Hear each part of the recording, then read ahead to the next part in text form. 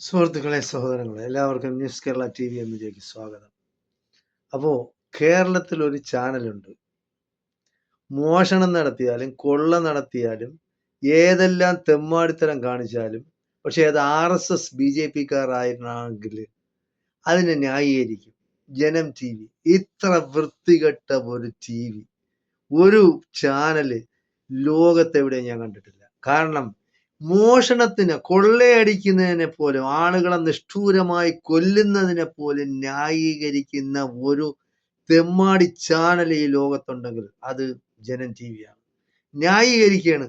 അതായത് ഒരു ആരോപണം പ്രതിപക്ഷം ഉയർത്തിയിരിക്കുകയാണ്. ശ്രീരാമന്റെ പേരിൽ ഒരു ക്ഷേത്രമുണ്ടാക്കി അവിടെ നിന്ന് RSSകാർ കൊള്ളയടിച്ച പണത്തിന് യാതൊരു കണക്കില്ല. 1500 കോടിയിൽ പരം രൂപ അവിടെ നിന്ന് കൊള്ളയടിച്ചു എന്ന് മാത്രമല്ല, അവിടുത്തെ സ്വർണ്ണക്കട്ടികളും വെള്ളിക്കെട്ടികളും വരെ കടത്തിക്കൊണ്ടുപോയി.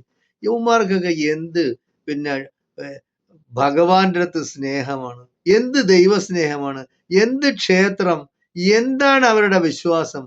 വെറുതെയാണ്. അവർക്ക് രാജ്യത്തോടും സ്നേഹമില്ല, അവരുടെ ദൈവത്തോടും സ്നേഹമില്ല, അവരുടെ ക്ഷേത്രങ്ങളോടും സ്നേഹമില്ല, അവർ വിളിക്കുന്ന ജയ് ശ്രീരാമനോടും അവർക്ക് സ്നേഹമില്ല.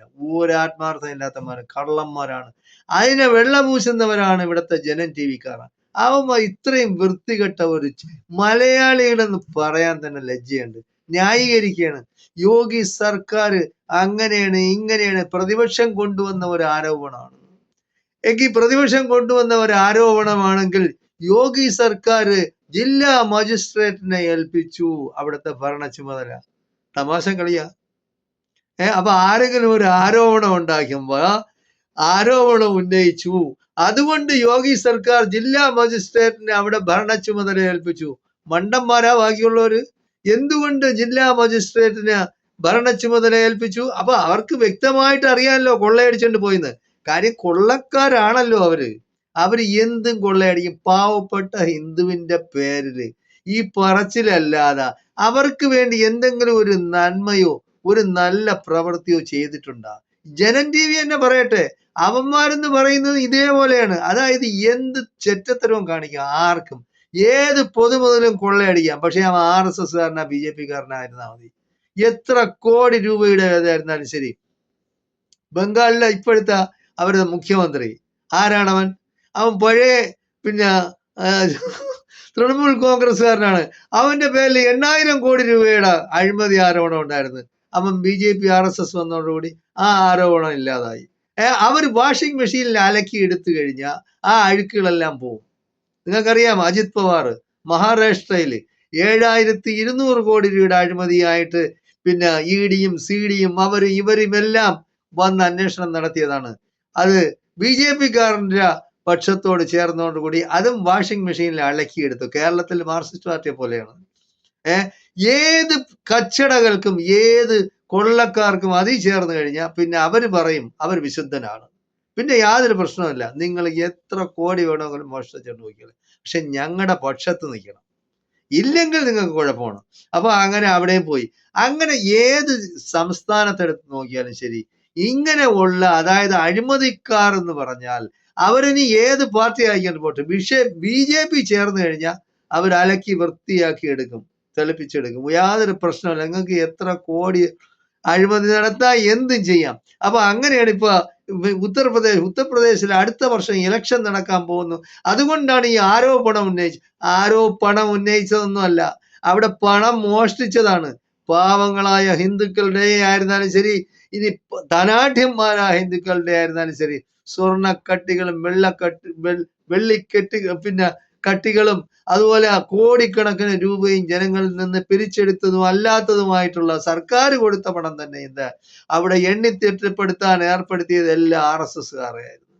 അപ്പൊ ഈ രാജ്യത്തെ ഒറ്റുകൊടുക്കുന്നവർ RSSകാരാണ്. രാഷ്ട്രപിതാവിനെ വെടിവെച്ചു കൊന്നത് RSSകാരാണ്. എല്ലാം RSSുമായിട്ട് ബന്ധമില്ലാത്തത് ആരും ഇങ്ങനെ ഒരു പ്രവൃത്തി ചെയ്യില്ല. അപ്പൊ പറയുന്നത് കേരളത്തിലെ മറുനാടൻ മലയാളിയും കേരളത്തിലെ ജനം TV-യാണ് ഇതിനെ ന്യായീകരിക്കുന്നത്. RSSകാർ അവരുടെ ജീവിതം തന്നെ രാഷ്ട്രത്തിന് വേണ്ടി അങ്ങ് ഒഴിഞ്ഞു വെച്ചിരിക്കുകയാണെന്നാണ് പറയുന്നത്. എവിടെ ഒഴിഞ്ഞു വെക്കാം? ഇവനെല്ലാം സൗകര്യം കിട്ടിയാൽ മോഷ്ടിക്കും. മോഷണം എന്ന് പറഞ്ഞാൽ എന്ത് മനുഷ്യനല്ലേ? ഇവന്റെ കൂടെ ശരീരത്തിൽ കൂടെ ഓടുന്ന എന്ത് രക്തമല്ലേ? യവനൊന്നും അമ്മ പ്രസവിച്ചതല്ലേ? മനുഷ്യന്മാരല്ലേ യവന്മാര് പ്രത്യേകമായ വേറെ ദൈവങ്ങളാണ് ഈ RSS എന്ന് പറയുന്നത്? അല്ല.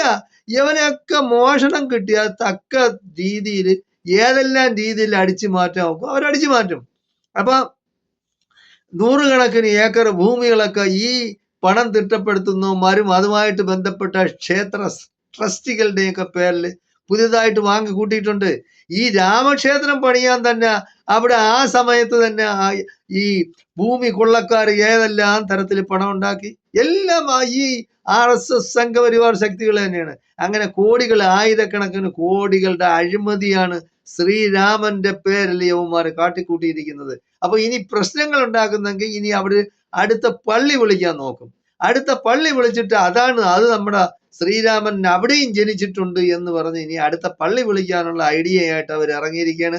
അപ്പൊ ഇതിൽ നിന്ന് ജനങ്ങളുടെ ശ്രദ്ധ അങ്ങോട്ട് മാറ്റും. എന്തെല്ലാം വൃത്തികേടുകൾ കാണിക്കാൻ നോക്കും അതെല്ലാം കാണിക്കും. പക്ഷെ ലോകം ഇതൊക്കെ കാണുകയാണ്. മനുഷ്യർ ഇതെല്ലാം കാണുകയും കേൾക്കുകയും ചെയ്യണം. സാധാരണ പാവപ്പെട്ട ഹിന്ദുക്കൾക്ക് മനസ്സിലായി അവരുടെ കാപഢ്യമായ ദേശസ്നേഹമായിരുന്നാലും ദൈവസ്നേഹമായിരുന്നാലും കാപഢ്യത്തിലുള്ള ഊന്നിയ ഇവരുടെ ഹിന്ദു വിശ്വാസങ്ങളായിരുന്നാലും ഇതൊക്കെ ജനങ്ങളിൽ തുറന്ന് കാണിക്കപ്പെട്ടിരിക്കുകയാണ്. അതുകൊണ്ട് ഇതൊന്നും കൂടുതൽ നാളൊന്നും വില പോവില്ല. ആരെല്ലാം ഇനി ജനൻജീവി അല്ല, ഷായസ്കറിയ അല്ല, ഇനി അവന്റെ കുടുംബത്തിൽപ്പെട്ട എല്ലാവരും കൂടെ പുതിയ പുതിയ ചാനലുകൾ തുടർന്ന് 24 മണിക്കൂർ സംപ്രേഷണം ചെയ്താലും സാധാരണക്കാരന് മനസ്സിലായിട്ടുണ്ട് അവരുടെ കാപഢ്യം.